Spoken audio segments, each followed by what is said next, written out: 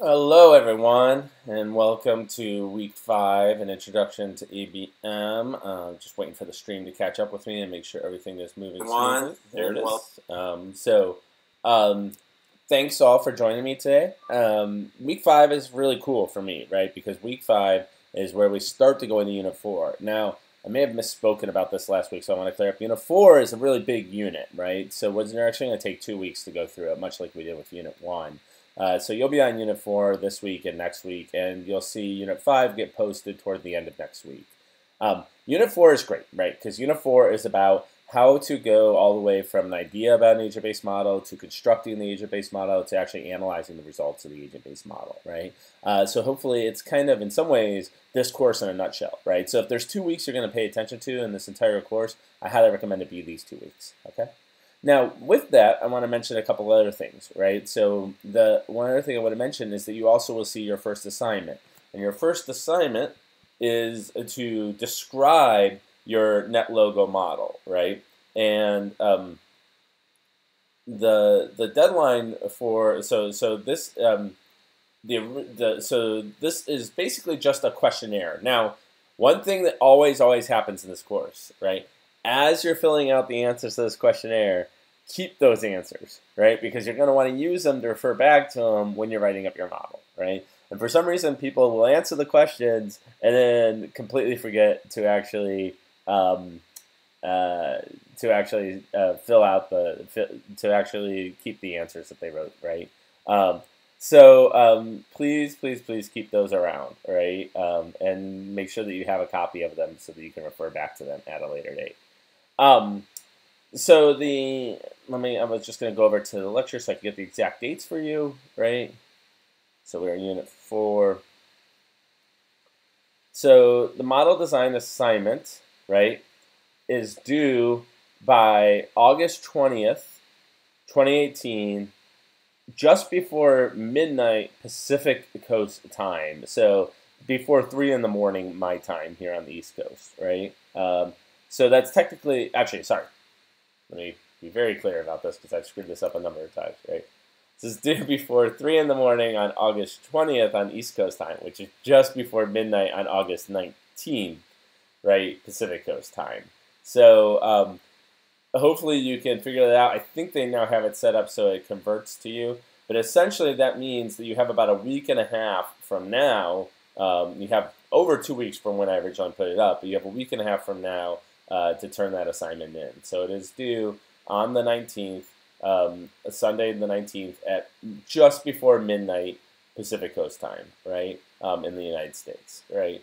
So that translates to 3 in the morning on Monday morning, August 20th, East Coast time. That translates to 9 a.m. if I'm doing the math right for Eastern for European time, for most of the European time zones, right? And I won't even try and do another time zone other than that. I can do those 3 off the top of my head fairly quickly, right? That's the basic idea, right? So it's due before midnight on the Pacific Coast on August 19th, right? For those of you, you don't have any more time, but you have the perception of having more time for those of you on the East Coast or in Europe, right? Because it's due at a later time frame. So that's the basic idea for the assignment, right? And basically, the idea is that this gets you kind of had, an informal version of this early on in Unit 1, right, where you answered a few questions about what kind of model you'd like to design. And this is a formal version. Now, once you turn it in, right, you're not done, right? Because once you turn it in, then after August 20th, after everybody has turned in their assignments, after August 19th, sorry, then the peer review will go live.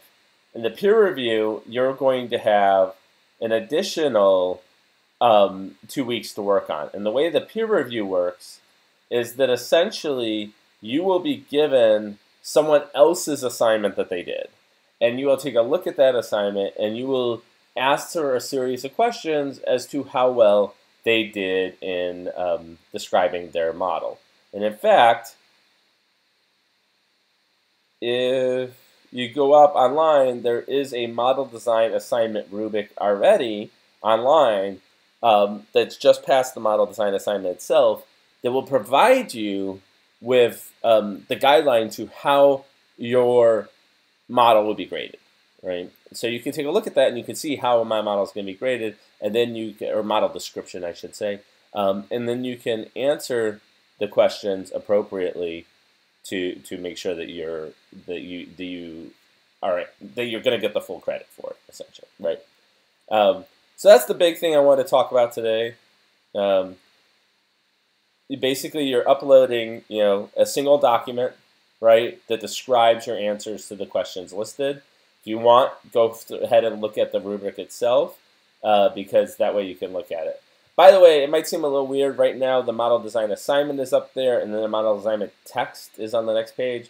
That's because once you turn in the model design assignment, that page disappears from your view on Complexity Explorer. So I have the text up there, so that if you want to refer back to it at a future date, it's up there as well. Okay, but right now you don't need both of those pages because they're duplicates of each other, essentially.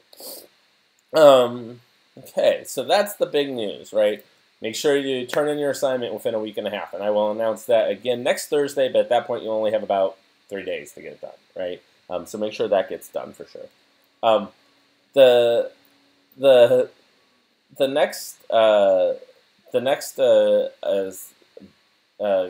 now I was going to move on to some questions, as always, right?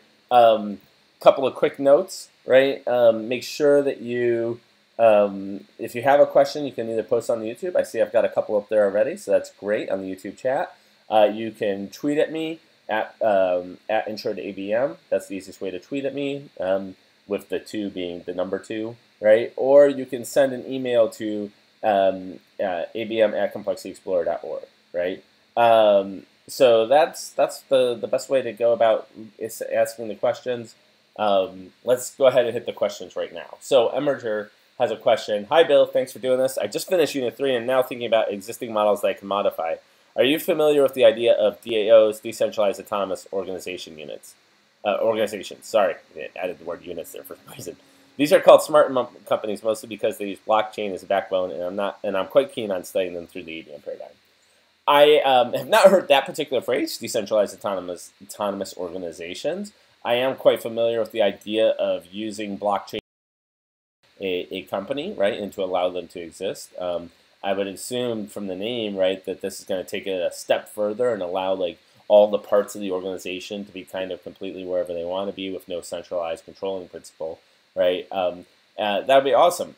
It'd be interesting to try and study using ABM, and I think you could do it. I know I've talked to at least 2 or 3 people in the last year who have approached me about doing agent-based modeling with blockchain, but I don't think I've seen, or sorry, about doing an agent-based model of blockchain, not doing agent-based modeling with blockchain.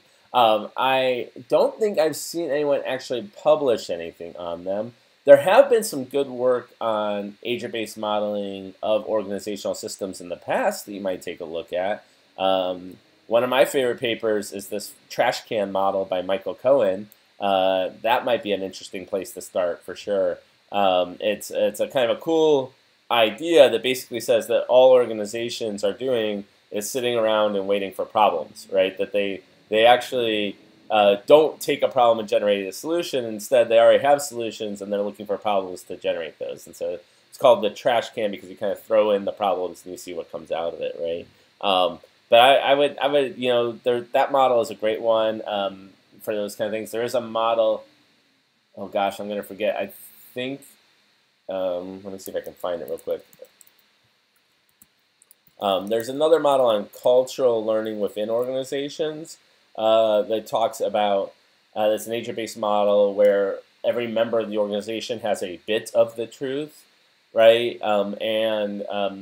They then come together to form the truth of the organization. And it has some really interesting insights as to how strong the organization is versus how strong the individuals are, and how they can integrate together. I'm not showing it right now. I'll try and find it and maybe post it on the forums at some point in the future. I want to say I feel like I want to say it's Bob Axelrod, but then I feel like I've said that before and I was wrong. So I think it might be someone else. Um, anyways, both of those, the cultural learning one and the trash can model, the reason why when you talk about blockchain, I think of them is because they both kind of assume at their very nature that organizations are made up of people, right? And that those people are kind of moving about making independent decisions. And so, that seems like that's a natural fit for something like a decentralized autonomous organization. Okay. Yeah, Armiger says that the cultural one sounds good. I'll find it somewhere. It'll give me a second. It was one I definitely studied back in grad school, and I love the idea of it, but haven't done much work with myself in the 13 years it's been since then, right? Anyways, I'll post the link in the forum when I find it. So let me move on to some questions that got sent in on the forum. Just pull those up real quick. I had some notes here. So one big point that came up. So as people are working through Unit 4, right, some people noticed that there is a bug in Model 6 of Unit 4.4, right? Now, many people probably haven't gotten to that, but I want to thank Andrea, Erica, Nathan, and Trevor, all who definitely identified this, right? So basically what happened, and I'll pull up my NetLogo window so I can show this to you, is that in the most recent version of NetLogo, they finally fixed something that I have been asking that they fix since I was at the NetLogo development team over 10 years ago, right? And that's basically in the preferential attachment generation tool, right? It used to be that there was only one way to essentially generate a preferential attachment network, and that was with a min degree of 1, right? They've now added the ability for min degree to actually be a parameter, right? And so let me pull up this model. And so for those of you who haven't gotten there, a quick recap of what preferential attachment is. Preferential attachment is the idea that a network is generated where all the nodes link to other nodes with a probability that is related to the number of links that node already has, right? And in the min degree, when we say if the min degree is 1, we mean that a new node entering the system only generates 1 link, right? If the min degree is 2, that means a new node entering the system generates 2 links, right? And if it's 3 links and so forth, right? It's called min degree as a parameter because it's the minimum degree of any node in the system, right? Now, because of the way preferential attachment works, right, is let's say I have a network that has 5 nodes in it, right, and one of those nodes is attached to all 4 other nodes. If a new node enters the system at a min degree 1 situation, that new node has a degree of 1, but the node that had a degree of 4 before, if it connects to that one, now has a degree of 5. So the min degree doesn't really describe at all the maximum density or even the average density, right? Instead of it's just the description of how many links the node creates when entering the system.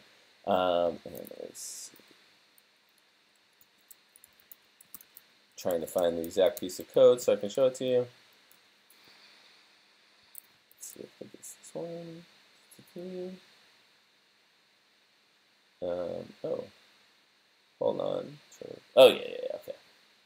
So Chadika had been on top of this already, and he had already posted a piece of code that solved the situation. But Chadika and I were discussing it last night, and we realized there's actually probably a more how do I want to put this? A solution that's maybe a little simpler and is more backwards compatible with the previous versions. So here, let me pull up the window, and so we're gonna advocate that from now on. Okay, so that logo's coming up. There it goes. Okay, so let me pull this up. Nope, moving my window. Don't mean to do that. Hold on. There we go, the right window. There we go. Okay. Okay, let me blow this up a little bit so you can see it better. Okay. So the piece of code in particular we're talking about is this piece of code right here. So it used to say generate preferential attachment, and then you give it the nodes, which are the turtles, the links, which are links, and the number of nodes to do. And actually, Chad actually fixed up my code a little bit better. I used to just say 100 because I think I had it set for always generating 100 for some reason. But instead, we're going to say num agents now. Oh, actually, I think I remember. This is actually not Chad has fixed. This is me fixing the code as I moved along, right? So we have num agents, and then you'll notice that there's this other number now, which is a 1. And that's going to just set the min degree to 1, right? And if we delete it, which is the way it was before, when you run the model, you get this expected number here rather than a lister block, right? It can't not even run the model, just compile the model. It can't even compile it because generate preferential attachment now takes 4 parameters where it used to take only 3, right? So the new version of that code is up on the AWS server already. Chad already put it up there. Chad has already gone back in and responded, or is in the process of going back and responding to the people who found this bug. I'm going to record a new video sometime in the next couple of days, basically, or at least edit the video that's already up there that comments on this bug. So far, halfway through the course, basically, and this is the first bug we found about the newest updates to NetLogo. And by the way, this happened in December of 2017, which is exactly right after the last version of the course ended, and obviously a couple months before the new version of the course ended. So this happened while this course wasn't being run, which is why it kind of snuck in there a little bit. Anyways, we will update this and we'll get it working. But yeah, this is the way the new code should be written, right? To say generate preferential attachment, turtles, links, num agents, 1. Okay? So we'll get that updated as quickly as possible. Okay.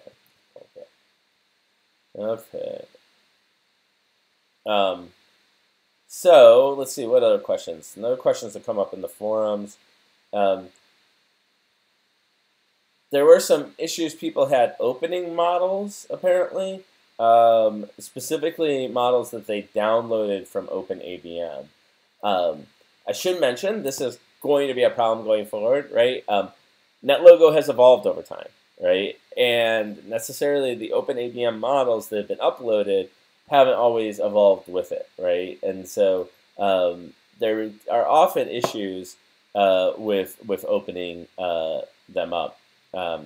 So for instance, Lauren had an issue trying to open a NetLogo model 4.02, right?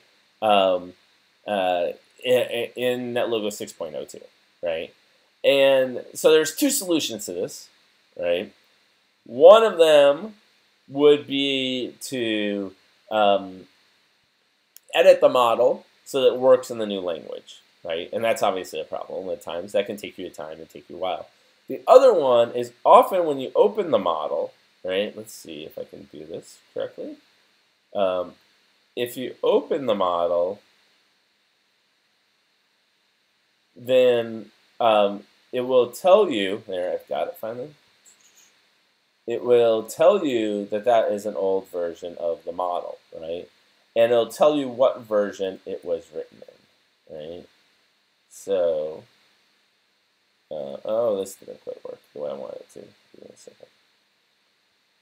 So you can basically find out what version it was written in, yeah. So a lot of times you'll see one, this is interesting. So this one in particular, the one that Ellen found. So a lot of times it'll tell you the version it was written in, right? Because it'll say this was written in NetLogo 5, right? If you want, we can try and translate it. It'll give you a couple of options, right? So you can do that. Or the other answer I was going to come up with is that you can go and download NetLogo 5. So if you go to the CCL website where NetLogo is hosted, I'll bring it up so you can see me do this. You can actually grab almost all the old versions of NetLogo that are out there. So if you know what version of NetLogo it was written in, then you can kind of go and grab it for yourself. All right, so let's turn this up here for a second. So if I go to download NetLogo, right, you'll notice if I click on version, I get a whole series of old net logos, and I can choose the one that actually works with. Now, it turns out there's one small issue. You don't always get, it won't always tell you what version it was in. And in fact, this happened when trying to open this very net logo. Sometimes you will get an error that basically says that it expects, no, not that one. There it is. You'll get this error, right? Which basically says NetLogo can't open the model. Expected NLogo file to have 12 sections, but this had 11, right? So what does this mean? Well, it turns out that we actually, that the NetLogo development team actually changed the format of the NLogo files themselves.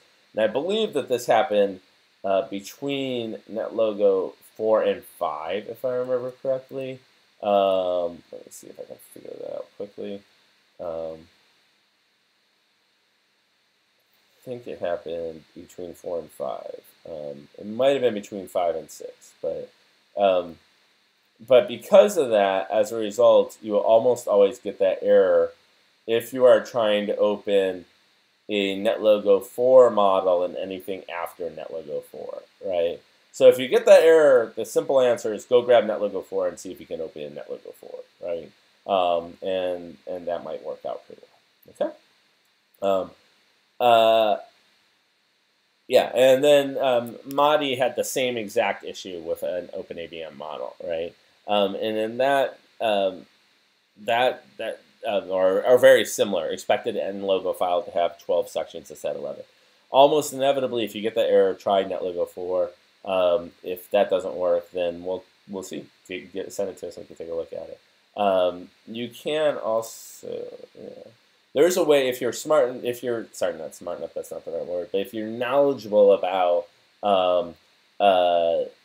Unix command line features and things like that, you can actually look at the underlying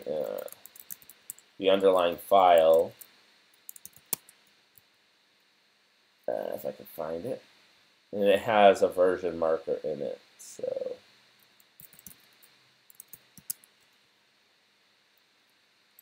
actually, this one doesn't seem to for some reason. Huh. Interesting. A lot of the NetLogo files actually have a version identifier in the file itself. Forget that I said that comment because it's not working, at least with this model, and I'm not sure how many other models it won't work with. So anyways, the easiest way to try and get a model working, run it. Usually it'll tell you what version number it is. Sometimes it won't. If it gives you this error about 11 versus 12, then grab NetLogo 4.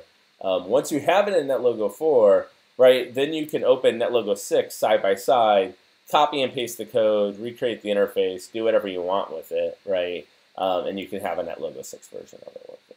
Okay. Let's see. So what else do we have? There's some questions about the L for all bar problem model that came up. So Sunny had this question about that they had about the L for all model. So one of the questions was there could be at least 3 possible places to set the attend, right? So you could set it right after to set the reward in the L for all bar model. Well, let me bring this up. This is going to be a hard question to talk about in the generic.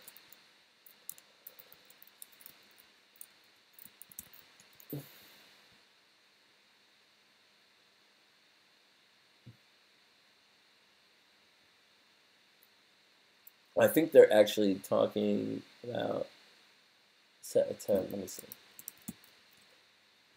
I'm trying to see if they're... Oh, they're talking about the extension. Hold on. I see what's going on here. So there's the extensions to the L for all bar model. Yep. I gotta figure out which extension it is real quick.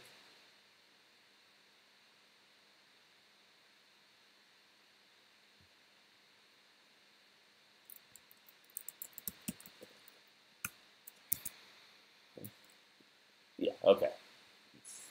I I got it here. Nope, not that one. Not that one. This one. Okay, there we go. Okay, so the question is basically in the overall bar problem, we set this reward, right? And so this is the extension one, right, where we're keeping track of how much each of the turtles should be rewarded, right? And there seems to be three places we could do it. We could do it right after the set attend in the first ask turtle statement. We could do it right after the set attendance in the second ask turtle statement that moves the patches, or the location that I actually chosen. Is the third location preferred because the first two locations represent individual decision? Individuals won't actually know if the bar is crowded until after they move is in, such as when it would be early to decide if they're packed. Yes, basically. Yeah, so if you look, that's exactly right. You've got it. You actually are answering your own question there, right? So the basic question comes down to, why is this piece of code right here, right? When I could have, any time the turtle decided to attend, incremented their reward, right? Well, if you look, right, if I do it up here, right? Sorry, if I do it up here, where they first decide to attend, I don't know at that point if the bar is crowded or not, right? Because I don't know how many other turtles have decided to go to the bar yet. So I can't do it there. I have to wait until all the turtles, and this is kind of related to the asynchronous, synchronous updating discussion we had. I have to wait until all turtles have made the distinction as to whether or not to go to the bar before I can decide what the reward is, right? And here, I'm actually aggregating the decision across all agents. So it's not until I calculate the attendance, right, that I actually know whether or not I can reward them. It's a possibility that I could integrate some of this code, right? I don't think I need to wait until all the turtles have decided to attend or not attend, right? Until, yeah, because I'm using history, right? So I don't think I have to wait until I calculate this attendance variable. But sometimes it's just cleaner code to first have all the agents decide whether to move, then have all the turtles decide to actually move and to increment the aggregate attendance, right? And then decide their reward. Now, one thing that's crucial, right? The code has to be here because they only get rewarded if the attendance is less than or equal to the overcrowding threshold, right? So the code has to be in that particular spot. Until that, I can't do it. Okay. Based upon the set color command, would it represent the previous? Yes, that is true. So currently where I have the set color command, it's actually going to be their previous reward. So you could move the color down here and it would see the current reward instead. After 20 or 30 runs, this is going to make a huge difference, right? Because 1 point of reward. The idea is more when you run the model, right, that you get kind of, you can see that there's clearly some people who are not doing well and some people who are doing quite well, right? And so the goal of this was not so that you could tell the difference between one tick and the next. The goal was to tell the overall. So I wasn't too worried about making it reflect the most recent reward versus the overall feeling of the reward. But yeah, you could, if we move this piece of code down here, actually we'd have to do a separate ask turtles to do it, because we want to do all turtles to do it, right, regardless, right? We move that piece of code down there. The model's going to run exactly the same, but now the color actually reflects the reward that they have after deciding to attend or not, right? So it might be a little bit different.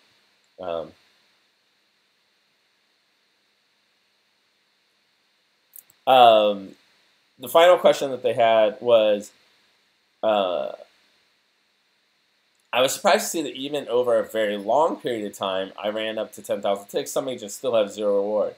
Just statistically, it seems like they would go to the bar at least once. Is this because some agents have very bad strategies? Again, you're answering your question, right? Doing a great job. Yeah, the answer is basically you can generate random strategies that always predict zeros, right? Always predict the attendance will be 100, right? Because it's got to go the other way for them not to go, right? Or you could generate a strategy, right, that potentially is so bad that it always predicts it'll be crowded when it's not crowded and not crowded when it's crowded, right? I don't know how you would do that. It seems like, as you said, statistically that would be impossible. But imagine you have a bag of strategies that no matter what the past behavior of the system is, always predicts that the attendance is going to be 120, right? If you do that, the agent's never going to attend, right? And so there will be some agents who just never attend. That's basically what it comes down to. Right? So yeah, they just have really bad strategies. Okay.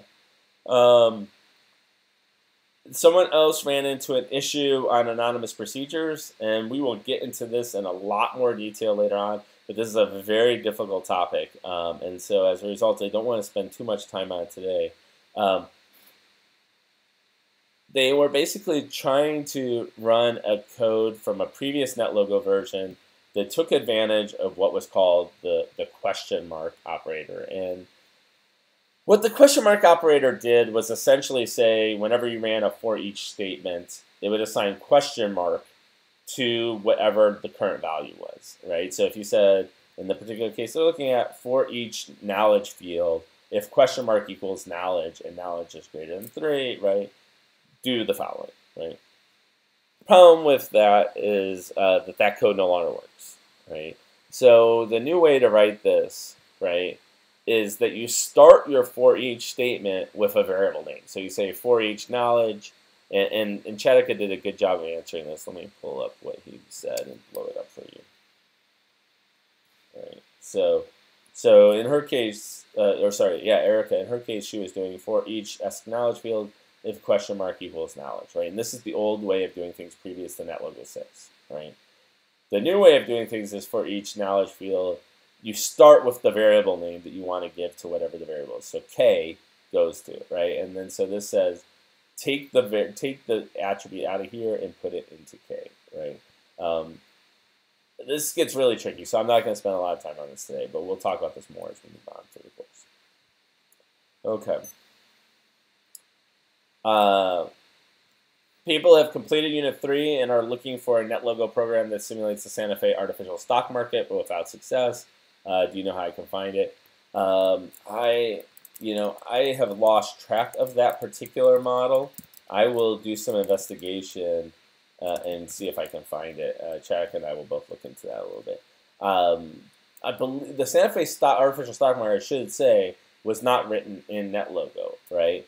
However, there are NetLogo versions up there, if that's what you want, that are very similar to the Santa Fe artificial stock market. So let me see if I can find one.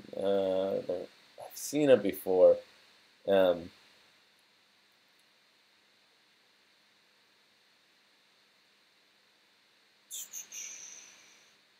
I'm having trouble finding that even right now. But there are versions of the Santa Fe artificial stock market around that come close to approximating what the original artificial stock market did. I believe the original artificial stock market was actually written in a language called Swarm, which was kind of the progenitor, if you will, of all agent-based modeling languages. I'll look into that a little bit more. So next question. Andrea was also looking online for the paper Palmer, Arthur, Holland, and LeBaron, 1999, without success. So for a variety of reasons, we can't post scientific articles that are behind copyright walls and things like that on Complexity Explorer itself. And in fact, we will, if we find someone sharing those papers, we have to take them down just because of the way copyright works, unfortunately, right? However, authors are allowed to distribute copies of their papers themselves, right?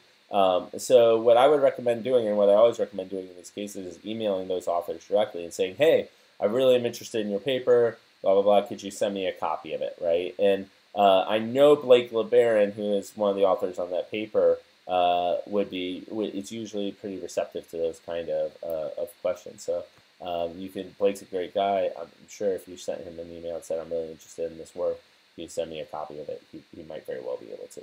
Otherwise, your best chance is to go to a university or a library and try and access the paper there. Most university and libraries will be able to provide you with even digital copies of the paper free. So that's probably the best way after that. William asks, while discussing about ABM and possible models that could be built, we thought it'd be wonderful if we cooperated together on a single model, or 3 of us cooperated together on a single model. Would it be okay to submit the final model assigned as a group project? So I love this idea. Let me say that. It throws a monkey wrench into some of the way that we handle grading, right? William, why don't you shoot us an email, and we'll see about that one. Oh, you did shoot us an email. Okay, I will respond to that email personally about that. Basically, group projects become the one issue with them is that the certificates are given out on an individual basis, and if you're doing a group project, right, that could potentially be an issue with how we give out individual certificates. So let me talk it over with the admin team, and we'll get back to you on that one. Okay. So Jean says having a lot of problems with some of the technical terms of the class, and was wondering if it would be possible, or if there were additional things to look at. And one of the problems that she's having troubles with in particular is knowing when to put spaces and when to put brackets. And I gotta admit, this is something that's difficult, right? This is not easy for someone who's not a programmer. Like, when do you put a space in a piece of NetLogo code? When do you put a bracket? There are several of the times in the lectures where I try and explain why we're doing that, right? We talk about sending messages between agents. So the ask is kind of sending a message, and whenever you're sending a message, you put it in brackets, right? We talk about the fact that almost everything in NetLogo needs a space from everything else, right? Unlike a lot of other programming languages. So, for instance, in C, I can write 5 minus 1, and the C compiler will figure that out without spaces, right? In NetLogo, I can't. I have to write 5 space minus space 1, right? Or else it won't figure it out. So the simple answer is that usually you need to put a space in, right? In NetLogo, right? The only place you don't put spaces in is if it's part of the name, right? You can't put spaces in the names themselves, right? So I've thought about adding kind of a little mini tutorial about that at some point, and maybe I will, going through some of those issues. But until that, we'll take a look at those and see what we can do. Finally, Ruben asks, in Unit 4, do we have to send a model? No. Do we just need to answer the questions? Yes, right? So Unit 4 is, we're not asking you to build the model. Building the model is the last thing you're going to do. Well, not the last thing, but that's the final turn-in for the class, right? The last thing designing the model is all you're doing right now, right? So you're just turning in a design document and not a final model, okay? So I think I've gone through all the questions. Let me just write down quickly what I promised. So I need to look up. I will get back. Projects. I need to look up the artificial stock market code.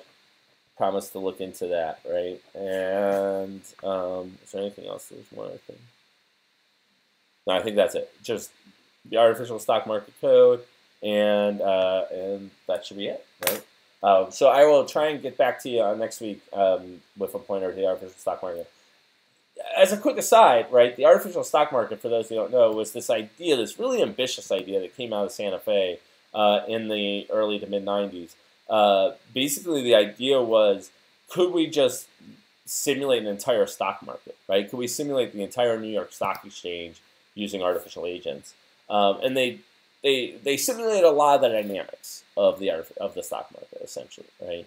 And it was a very cool little thing, and they basically had a lot of insights into how technical traders work versus fundamental traders and things like that. And there was a bunch of interesting research that went on it. There's some references in the notes on the various pages, including in the L for all bar problem model, I believe. So I highly recommend taking a look at that if that's something you're interested in. Okay. So that's it for week 5, Unit 4. Keep plugging through on Unit 4. If there, I'll quickly check the channel to see if there. Oh, there's one other question that came in that I'll take a look at real quick. Let me check one other place. Okay.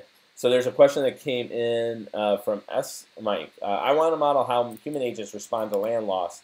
I know there's an extension for ArcGIS, but I have no idea how you can use it in combination with NetLogo. Can you please give us some basic info on how people use ArcGIS and NetLogo, where I can find out more? Yeah, okay, so this is great. And in fact, the easy answer to this is that we will cover this in a future lecture, right? So let me see. Let me pull it up real quick so I can give you an exact answer to when it's covered. So we will cover GIS use, GIS modeling, and agent-based modeling in this course, right? It's not going to be something. So it is actually it's unit 5.4. So not next week, but the week after, you will see a discussion of GIS data, right? And essentially, what I show you how to do in that course, in that section, is how to take a GIS file that you might have, like a Esri shape file or something similar, how to pull that into NetLogo, how to display it in NetLogo, and how to interact with it in NetLogo, right? And so hopefully that'll answer all your questions, Esmite. And so that will give you some idea as to what's going on. As soon as that video goes up and live, I'll let you know. Okay. Cool. So if there aren't any other questions, I think that that is it for today. To recap at the top of the hour, right? Keep working through Unit 4, and that will be up for the next. Well, it's going to be up for a while, but it's going. That's the one you should be working on for the next week and a half, right? Or so. The other big thing is that in a week and a half, you have your first assignment due, which is the model design assignment. So turn that in, and as soon as that gets turned in, you will have 2 weeks to complete a peer review of at least 3 of your peers' model design assignments. We'll talk more about that as we get closer to that deadline, right? So keep working along on that. And yeah, and that's it. I will see you all next week. Take care. Bye.